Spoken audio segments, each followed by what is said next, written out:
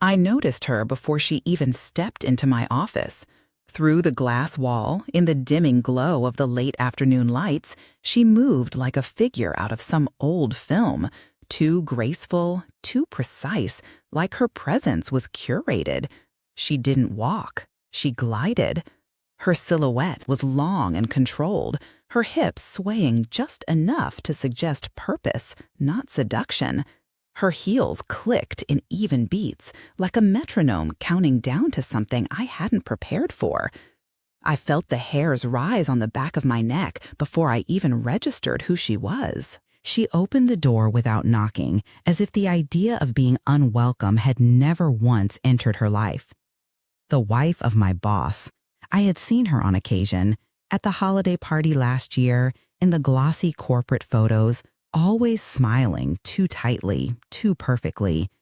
Up close, her presence was suffocating in the most elegant way. She wore a cream-colored blouse, silk by the look of it, tucked into a tailored skirt that hugged her hips like a second skin. Her jewelry was minimal, expensive, sharp. But what caught my eye wasn't her diamond studs or the thin gold chain around her neck. It was the small stain on the hem of her skirt. A dark smudge, like dried wine or berry juice, clinging to the fabric just above her knee. I couldn't look away from it. It seemed impossible, like a flaw on a painting in a museum, something private that didn't belong in public view. She smiled at me, and her smile didn't quite reach her eyes. Her eyes, gray like winter glass, moved slowly over the office, my desk, the cluttered shelves, the cup of cold coffee by the monitor, before landing back on me. She said she wanted to invite me to lunch, said she had heard good things, said I looked like someone who could use a little change of scenery. Her voice was low, cultured, with that effortless confidence it made people listen. I nodded before I even understood why. In the elevator, I stood half a step behind her. I could smell her, something faintly floral and metallic, like rose water stirred with a knife. When she turned to glance at me, my eyes instinctively dropped to the stain again. It was darker now under the fluorescent light. I imagined it wet, imagined the fabric clinging to her skin. I swallowed hard. We drove in her car, sleek, expensive, impossibly clean. The air conditioning was too cold, and her leather seats felt like polished stone beneath my thighs. She didn't speak much during the drive, just let the music play softly, some obscure jazz, all piano and bass, rhythm without lyrics. I kept my hands folded in my lap. I didn't know what this was yet, but I knew it wasn't just lunch.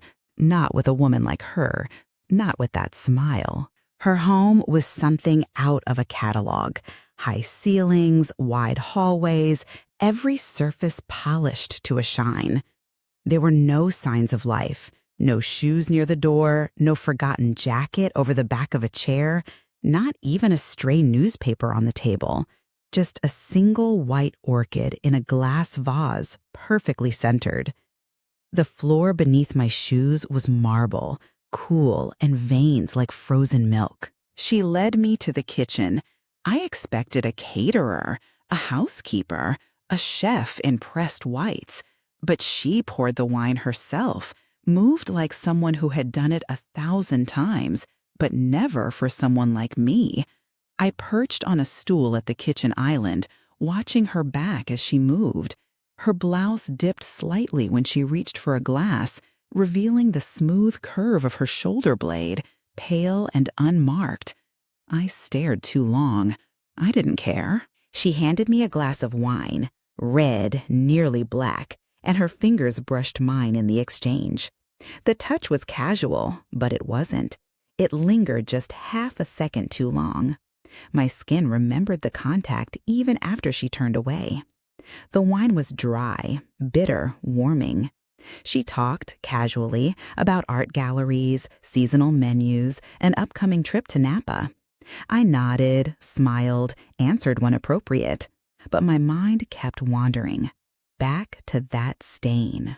The fabric of her skirt clung to her thigh as she leaned against the counter.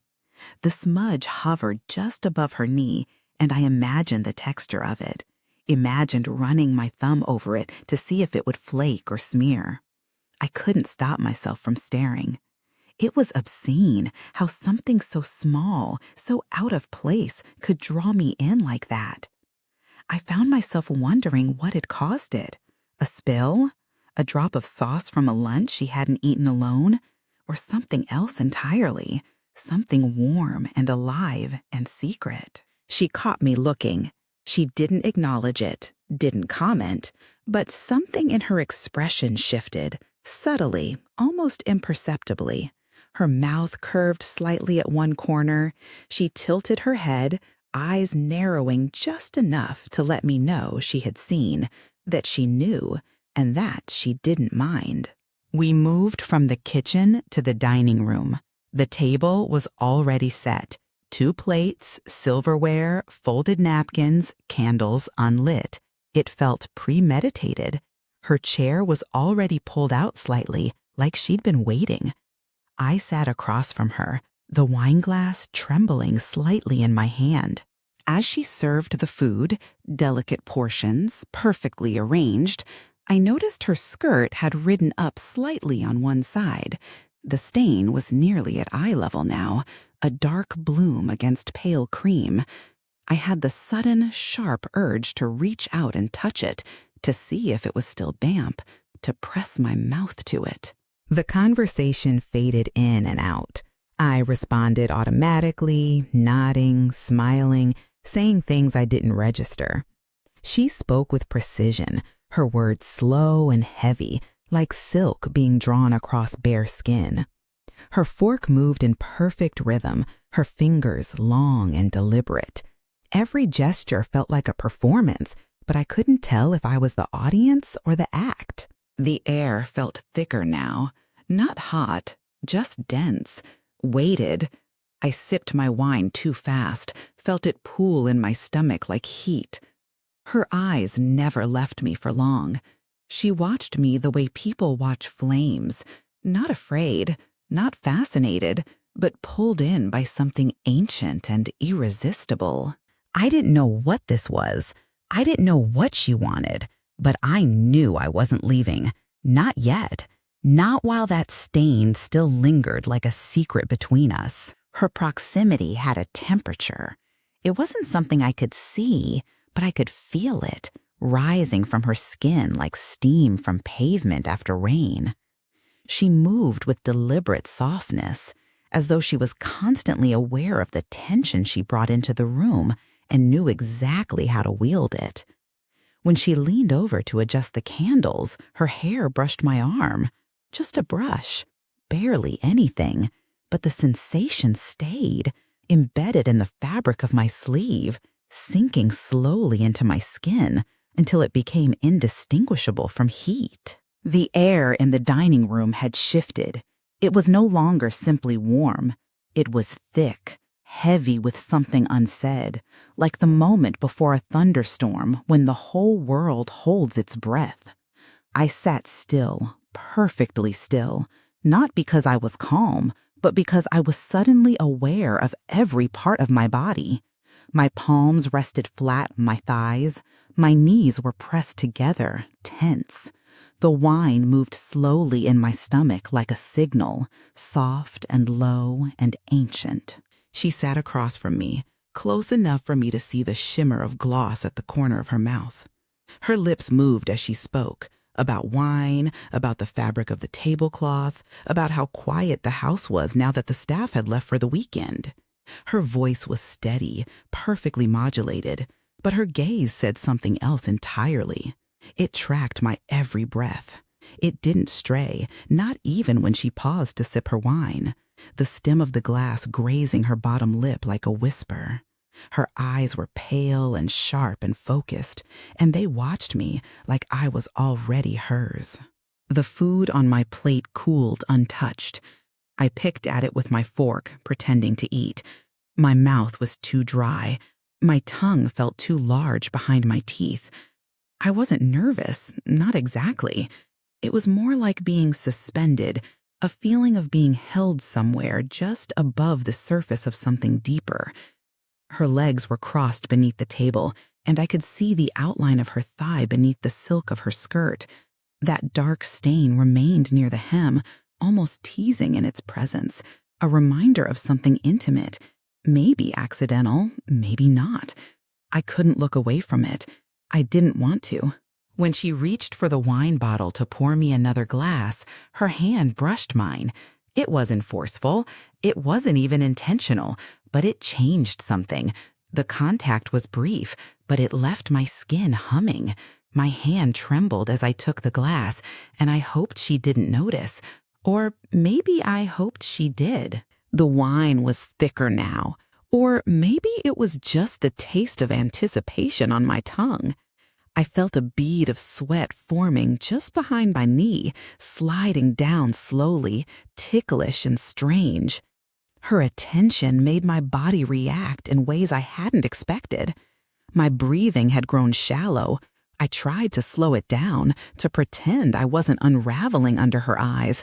But I was, piece by piece. She stood up mid-conversation and disappeared into the kitchen.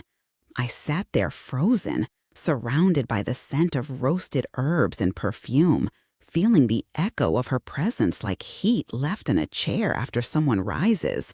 I took a deep breath, trying to ground myself. My hands were damp. I wiped them on the napkin in my lap, only to find the fabric trembling against my skin. Her footsteps returned, slow, even, purposeful. She came back with a small tray, some sort of dessert, but I didn't see it clearly. My eyes were drawn to the way her blouse clung to her back now, as if molded to her spine. The soft sheen of perspiration glistened just beneath her shoulder blades, barely visible but undeniable. The light caught her skin and turned it golden. She wasn't trying to seduce, she simply was, and it was unbearable. She sat again, closer this time, not across from me anymore, beside. Our arms nearly touched, separated only by air that felt charged, alive. I dared not move.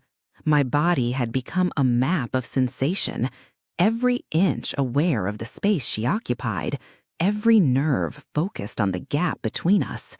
The wine tasted stronger now, or maybe it was just me losing my grip on clarity. She leaned in to show me something on her phone. A painting, she said, or maybe it was a villa she wanted to rent. Her shoulder brushed mine. Her hair smelled like something floral, soft, not synthetic. I couldn't process what she was showing me. The only thing I could focus on was the warmth radiating from her skin and the unbearable closeness of her breath on my cheek. My body was burning without fire. Then her hand settled on my thigh. I didn't react at first. It felt like a hallucination. Her fingers were light, barely there, but firm enough to let me know it wasn't a mistake. The weight of her hand pressed through the thin fabric of my dress, sinking into my skin like ink into paper. My breath caught, my throat went tight, my heart beat once, hard, and then everything in me went quiet. She didn't look at me. Her eyes remained on the screen. She continued talking, her voice low, steady, like nothing had happened.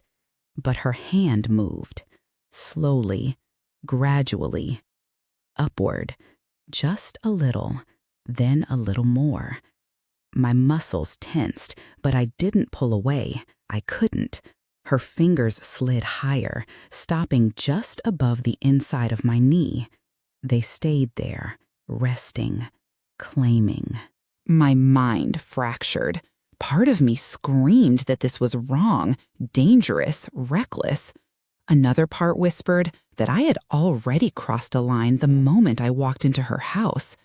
I could feel the heat from her palm through my skin, feel it traveling up my spine like a shiver. I exhaled slowly, eyes fixed on the grain of the wooden table in front of me. My chest rose and fell in shallow rhythm. The fabric of my dress clung to my thighs now, damp with sweat, molded to my body like a second skin. I could feel the edge of her pinky grazing the sensitive skin where my leg curved inward. My stomach tightened, my lips parted. Still, she didn't move her hand. Still, she didn't acknowledge what she was doing. And somehow, that made it worse. Or better. The silence between us grew heavier, not empty, loaded, like something waiting to break open. Her fingers curled slightly, the subtlest movement, but enough to send a bolt of electricity through my core. I didn't know how to respond. I didn't know what she wanted, but my body had already begun to answer for me. I was aware of every breath, every heartbeat, every place where our bodies nearly touched. It was unbearable, and I didn't want it to stop. I don't remember how we got from the dining room to the bedroom. The transition must have happened, of course, but my mind holds no record of the walk, the steps, the turn of the hallway, or the creak of the door. One moment, I was sitting at the table, trembling under the weight of her hand on my thigh. And the next, I was on my back, staring up at a ceiling I had never seen before, eyes locked on a slow-spinning fan that traced slow, hypnotic circles in the air. My body knew where I was before my thoughts caught up. The sheets beneath me were cool, but my skin was burning. I was stripped to my underwear, or maybe she had done it, maybe I had. I honestly couldn't tell. Her presence was the only constant. Her touch had become my gravity. She hovered above me, her shadow long and elegant against the backdrop of ivory walls and the dull glow of afternoon light. Her blouse was gone.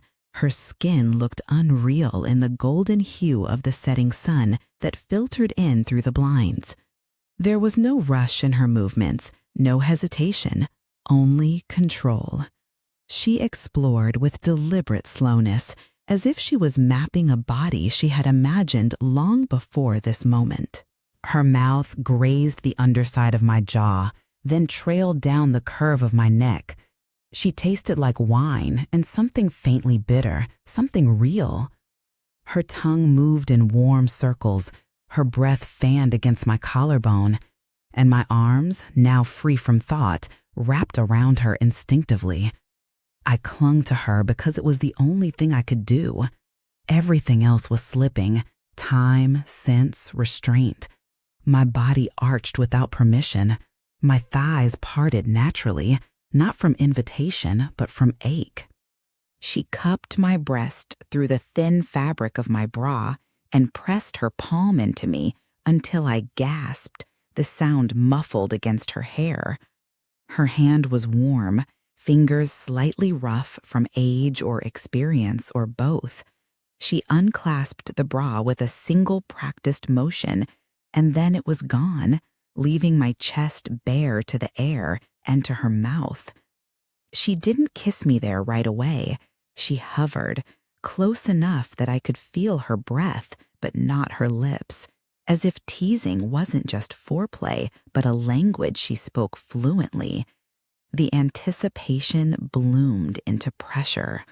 I gripped the sheets, legs twitching, breathing erratic. When she finally did take my nipple into her mouth, I shuddered violently. It was too much and not enough. Her tongue circled, licked, flicked. My body pulsed with every motion. She alternated between soft suckling and open-mouthed warmth, her hands traveling down my stomach in tandem, fingers brushing across the waistband of my underwear, testing boundaries that no longer existed. She moved lower with a trail of kisses that branded me: chest, ribs, navel, hip. Her tongue danced lazily across the ridges of my pelvis before she pressed her face against the inside of my thigh. She breathed there for a moment, deeply, like she was memorizing me with scent alone. I was wide open now, vulnerable, trembling. My underwear was soaked. She tugged at the waistband slowly, deliberately, and I lifted my hips to help her. The gesture felt intimate in a way that startled me. She peeled the fabric down inch by inch, revealing me like a secret. Her hands spread my thighs gently, pushing until I was fully open beneath her. She didn't look up. She didn't speak. Her mouth moved forward, and then there was only sensation, sudden, overwhelming, electric. Her tongue was soft at first, curious. She explored me with slow, patient laps, finding rhythm in my breathing. She tasted every part of me, like she was savoring something long denied. I gripped the sheets, then her hair, then the edge of the mattress, searching for something to anchor me as waves of sensation began to pull me under. She licked deeper, her tongue pressing, sliding, circling. My hips bucked against her face. My breath came in short bursts, and I could feel myself unraveling. Her hands gripped my thighs, firm and controlling, holding me in place. She worked me open with her mouth, her nose brushing against the swollen ache of my body, and when her lips closed around the very center of me, I cried out, not a scream, something lower, rougher, an animal sound I didn't recognize as mine. Her tongue moved faster, fingers digging into my hips, and then one hand slid upward, cupping my breast again, squeezing softly in rhythm with her mouth. I was caught between sensations, pulled in too many directions. Pleasure flared in sharp bursts, climbing higher with every stroke of her tongue. My legs began to shake. I tried to speak, to say her name, to tell her I couldn't take anymore, but no words came, just sounds, just gasps and moans, and a high-pitched whimper I didn't mean to make. When I came, it was violent. My body seized, back arched, mouth open wide. I came in waves, hot, pulsing contractions that made me curl into myself and then collapse again. She didn't stop right away. She continued to lick, to soothe, to draw out every last tremor until my legs had gone weak and my breath had slowed to something ragged and broken. Only then did she lift her head. Her lips were wet with me. Her chin glistened. Her cheeks flushed. She looked both powerful and undone, and I wanted to kiss her, to taste what she had taken. She climbed up my body, one knee at a time, her skin gliding over mine like silk warmed by flame. She settled beside me, not pulling me close, but letting our bodies align naturally, like we belonged in this shape. I turned toward her slowly, half in disbelief, half in daze. Her hand found mine under the blanket. Our fingers intertwined. No words passed between us, but something deeper did. Some understanding, some shift, some quiet ruin of who I had been before this hour disappeared. Because it had disappeared, time was gone, lost. All that remained was her breath in my ear, the throb still lingering between my legs, and the feeling that nothing would be the same again. The bedroom felt unreal in the morning light. It was the same space where I'd collapsed under her, trembling and bare. But now the shadows were gone and everything looked cleaner, brighter, more deliberate, as if nothing had happened, as if I hadn't been unmade on those sheets just hours ago. I sat on the edge of the bed, still naked, the sheet wrapped loosely around my waist, cooling against skin that had been feverish all night. The scent of her still lingered, faint perfume, sweat, sex. It clung to the pillow, to the folds of the linen, to the space behind my knees.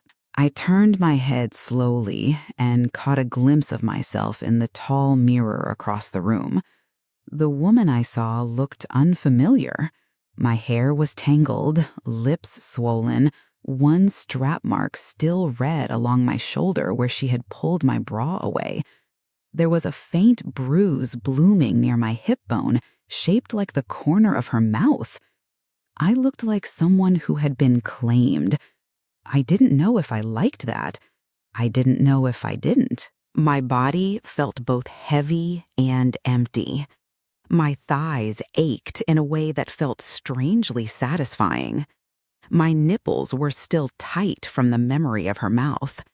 And between my legs, there was a dull throb, not quite pain, not quite pleasure, just a slow echo of everything she'd done to me. I sat there, legs parted, skin bare, and stared at myself until the stillness became unbearable. The mirror reflected everything, not just my body, but the whole room. Her bed, pristine now that I was no longer twisted in the sheets. Her dress from the night before hung neatly on the back of a chair. My bra crumpled on the floor like a forgotten invitation. Everything around me looked too perfect, too intentional, as if the chaos of what happened had been surgically removed overnight. But I could still feel it under my skin, raw and humming. I stood and let the sheet fall.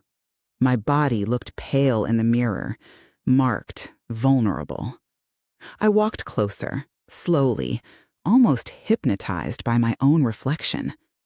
I saw the flushed insides of my thighs, the faint crescent of her fingernails at my waist, the way my belly rose and fell with shallow breath. I looked like a stranger wearing my face, a version of myself I hadn't met before, softer, undone, quietly violated in ways I had agreed to. There was something watching in my expression, some kind of waiting. I tilted my head, searching my own eyes for a sign of shame, of fear, of arousal. I found all three. The door creaked behind me. She didn't say a word. She never needed to. I didn't turn around, but I saw her in the mirror. She stood just behind me, wearing nothing but an open robe. Her hair was pinned loosely, her face still damp from a recent rinse. She looked rested, glowing, beautiful in a way that felt cruel. Her eyes met mine in the reflection, and for a moment we stood like that, a silent tableau of aftermath. She moved closer until I felt her body against mine, not touching directly, not yet, but radiating warmth so close it made my skin contract. Her fingers brushed down my arm, feather-light, and then settled at my hip. I inhaled sharply as she stepped behind me, pressing the length of her body along my back. The contact was full, undeniable, her breasts against my shoulders, her stomach against my spine, the soft heat of her thighs against the back of mine. I could feel her breath on my neck, steady and slow. She didn't speak. Her hands moved up, grazing my sides, palms flat, thumbs sweeping across the curve of my ribs.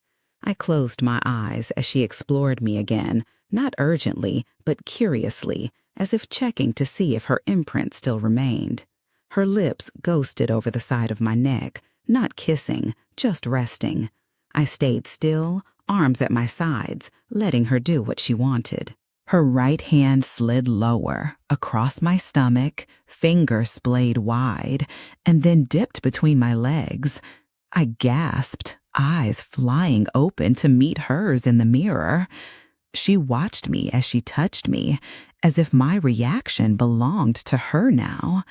Her fingers slid over my folds, still slick, still tender, and she smiled, not sweetly, but like a secret. She didn't rush. She moved in slow, knowing circles, learning every reaction again. My breath stuttered, my knees wobbled.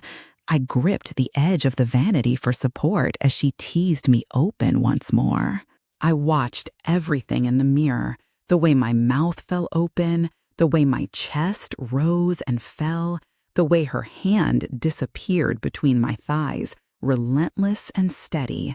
My body flushed pink all over, my nipples hardened again, My eyes glazed with something deeper than lust. Her fingers slid inside me slowly, curling up, pressing, and I felt my mouth form a silent moan. I didn't recognize the face staring back at me. This woman was feral, wet, weak, and powerful at the same time, and she was mine. Or maybe hers. I came like that, standing, bent slightly, her body behind mine, our reflections tangled in the mirror. My legs trembled, mouth open in a silent cry, fingers digging into the wood of the vanity. Her hand didn't leave me until the last shudder passed. She kissed the back of my neck once, softly, and then disappeared from view. I stood there alone, slick between my legs, breath uneven, knees shaking. I looked back at myself, flushed and spent and altered. I didn't know if I liked the person I saw, but I knew I would keep returning to her, again and again. The day I was called into his office, the air felt wrong. It was too still, too measured, like a waiting room before bad news. I remember the sound of my heels against the floor, too loud in the hallway, echoing off the cold walls as I approached his door. I had tried to steady my breath, had tried to convince myself it was a misunderstanding, a scheduling error, something mundane. But I knew. I had known since the moment I woke up alone in her bed and found the pillow beside mine still warm but empty. He was already seated when I entered. There were no papers on the desk, no laptop, no pen, just a single photograph placed perfectly in the center of the polished wood surface, facing outward like a warning. I saw myself first, naked except for the shadows, skin flushed, back arched, mouth parted. And then I saw her, kneeling between my legs, her mouth on me, her eyes closed. My stomach sank. The world around the photo blurred. My heartbeat moved into my ears like a drum. He said nothing. He didn't need to. His face wasn't angry. It wasn't even surprised. Just calm, cold, calculated. His mouth barely moved when he spoke, and the words landed like bullets. You have until the end of the day. Pack your things, discreetly, quietly. I left the room without speaking. The photo stayed behind. By the time I reached my desk, I couldn't feel my hands. My fingers fumbled across the keyboard as I pretended to answer emails, heart pounding in a place too deep for my chest. I didn't cry. I didn't panic. I didn't even breathe. I just waited until 5 o'clock, then walked out of the building with my bag and a small cardboard box, trying not to look at anyone. My legs carried me, but my mind stayed behind, stuck in the frame of that photo, held in place by a truth too heavy to bear. 2 days later, the news broke. It came in the form of a phone call from a colleague I barely knew, voice thin and shaky, words disjointed and fast. An accident, a fall, an ambulance that arrived too late, dead on impact, blood on the marble, a shattered porcelain vase, a cracked vertebra. Gone. I didn't speak. I just sat there, in my apartment, in the dark, phone pressed against my ear like it might dissolve. The silence that followed his voice was louder than anything I'd ever heard. I could see it all without needing details. The long staircase, the glossy handrail, the gleaming porcelain vase she kept on the landing, shaped like a white swan, delicate and sharp. I had seen it 100 times, always placed just so. I imagined it falling with her, shattering, slicing, catching bone, her blood on white porcelain. I imagined her body splayed out, twisted, broken. The woman who had moved like silk, now reduced to ruin. The taste of her still lingered in my mouth. The ghost of her finger still lived between my thighs. And now she was dead, And I was, what? A secret? A scapegoat? A spark? I didn't go to the funeral. I wasn't invited, of course, but I wouldn't have gone even if I had been. I couldn't imagine her still, not lifeless, not boxed and buried. I imagined her as I last saw her, standing in the hallway, hair damp, robe open, one hand wrapped around a cup of tea, the other tracing my shoulder as she kissed me goodbye. She hadn't said a word, just smiled, as if she already knew everything was about to end. In the days that followed, I began to unravel. At first, it was small things. I would see her in reflections, behind me in mirrors, caught in the edge of windows, standing in the background of television screens. I would hear her voice in running water, feel her fingers graze my back when I turned over in bed. My body betrayed me. I woke up soaked with sweat and aching with the memory of her touch, her mouth, her breath in my ear. Then it got worse. I started dreaming about the vase. Not her, just the porcelain swan, over and over, falling in slow motion. The sound of it hitting the marble echoed endlessly. Sometimes there was blood, sometimes not. Sometimes I was the one who pushed it. Sometimes I stood at the top of the stairs, watching it tumble, feeling nothing at all. I became obsessed with the details. I searched online for articles. I found only one, small, sanitized, buried beneath real news. Her name, her age, the word tragic used twice. Nothing about the husband, nothing about the fall, nothing about me. But I knew better. I knew the truth was never in the headlines. It was in the way the photo disappeared, in the way no one asked me questions, in the way he never filed a complaint, never made a scene. It was too clean, too convenient. And then I began to wonder, had she planned it? Had she staged the photo? Left it for him? A final act of vengeance? Or maybe it wasn't vengeance at all. Maybe it was escape. Sometimes, late at night, I see her standing at the top of the stairs in my mind. She's barefoot, wearing nothing but the silk robe. Her eyes are empty. Her hands are open. She turns toward the railing. She doesn't trip. She steps. And the porcelain cracks. And the blood flows. And I wake up, wet, shaking, breathless. I still have one of her earrings. I don't know how it ended up in my bag, but I found it the night I lost my job. A single stud, black onyx in a gold setting. I keep it in a drawer, wrapped in tissue, like a relic. Sometimes I take it out and press it against my lips. I don't know why. It's cold, unfeeling, beautiful, like her.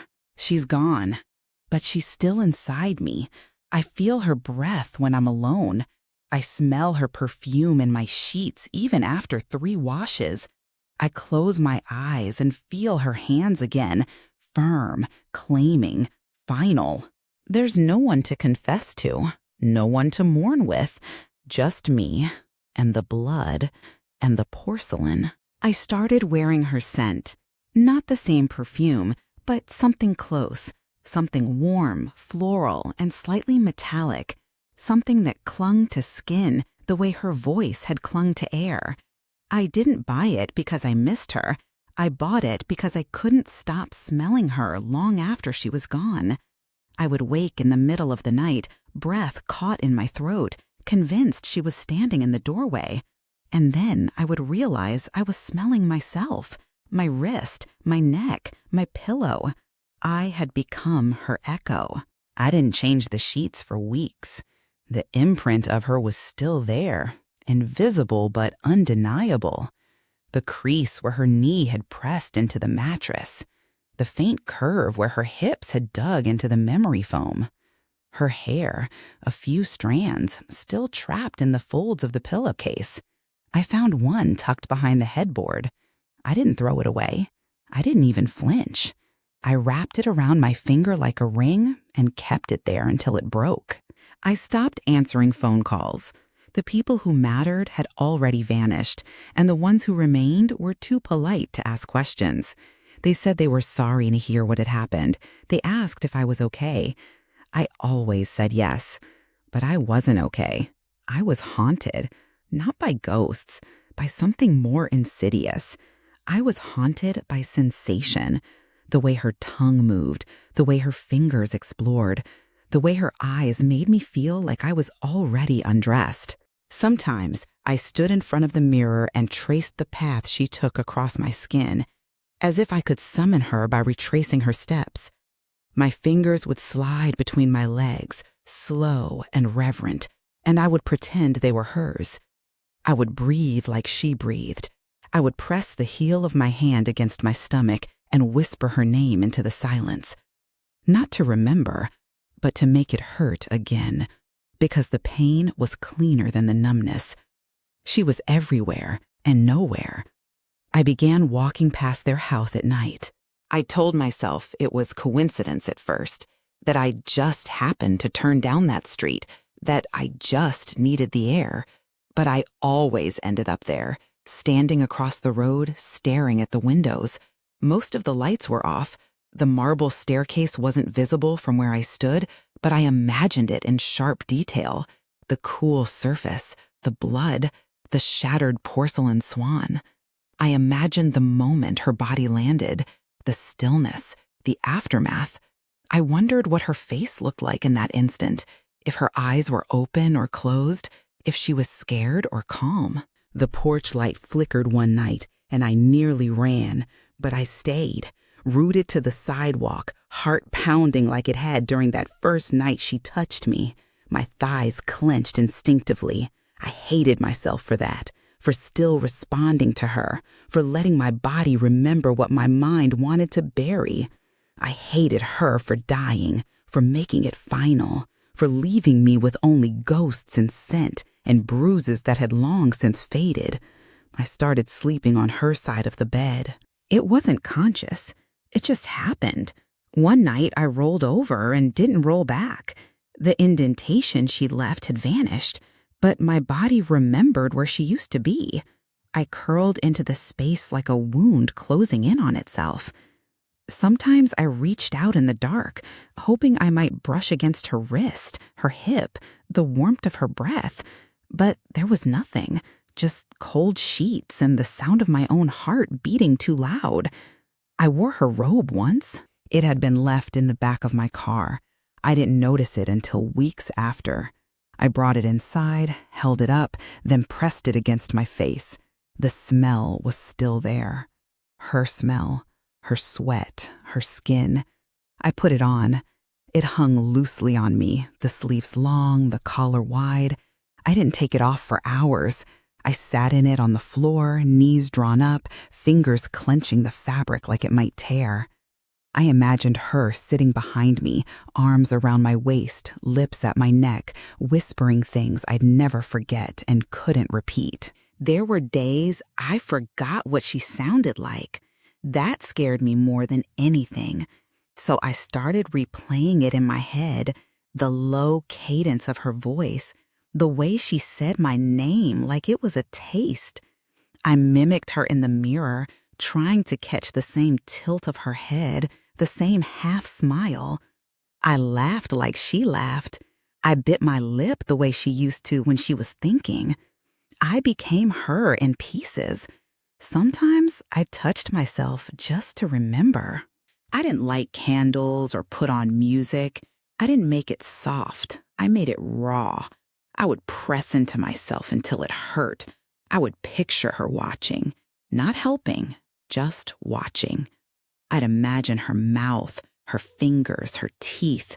I'd come with her name stuck in my throat like a secret too heavy to confess. And after, I'd lie there in the dark, soaked and empty, the taste of her still lingering in the back of my memory like wine left too long in a glass. She's dead. I say that out loud sometimes, like a spell. She's dead. She fell. She's gone. But the truth is simpler and far more disturbing. She's still inside me, in my sleep, in my breath, in the rhythm of my walk, in the way I look at other women and wonder if they could ever touch me the way she did, in the silence between moments, in the chill behind my spine, in the sound of my own moan in the dark. She may have bled out on marble, but I'm the one who can't stop bleeding, and I don't want to heal.